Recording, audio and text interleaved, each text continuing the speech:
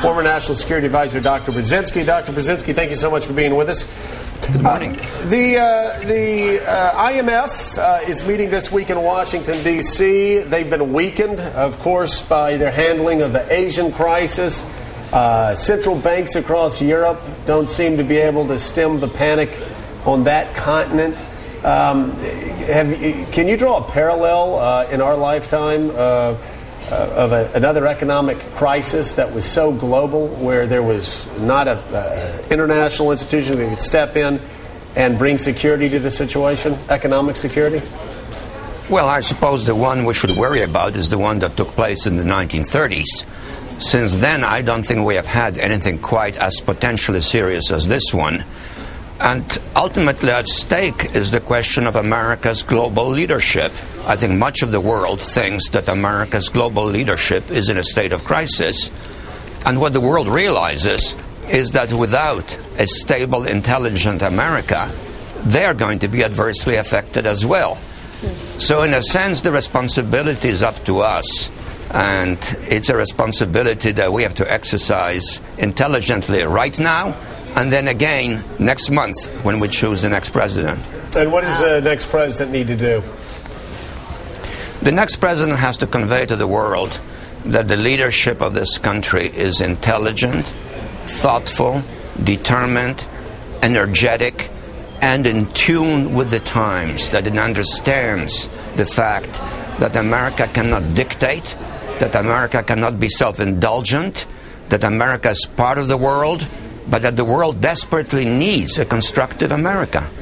Regardless of what, let's put George Bush's policies to the side for 1 second and just talk about, independent of George Bush's foreign policy over the past 8 years, talk about how the world has changed over the past decade, how we can't be unilateralists, not only militarily, but economically. The rise of India, the rise of China, the rise of the European Union, that we just can't go it alone economically any more than we can on foreign policy issues. Oh, absolutely, Joe. I think you've put your finger on it. Look at our indebtedness. Look at our trade balances.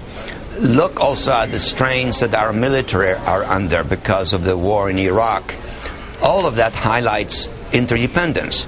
And look at something else. Russia has been acting rather beastly in the Caucasus, and it overstepped the bounds in its reaction, used military force very brutally. And then what happens? A massive flight of capital from Moscow. Since the invasion, since the action in Georgia, more than $50 billion have left Russia. The stock market in Russia has been going down dramatically, and at least 30% of that drop is ascribed to the crisis in Georgia. That also highlights something very new. In the past, the Soviet Union was never so interdependent with the world. Russia is now interdependent. The Chinese are worried about their stability.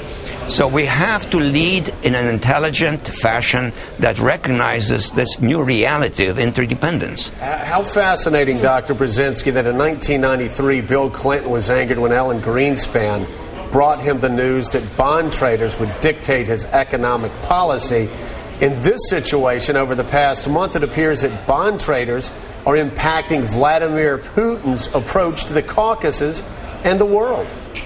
Yes, and in a sense, in a kind of negative, dangerous sense, that's not a bad sign. It shows that even regimes such as the one in Russia today has to realize that reliance on arbitrary force, on authoritarianism, on military power is not productive.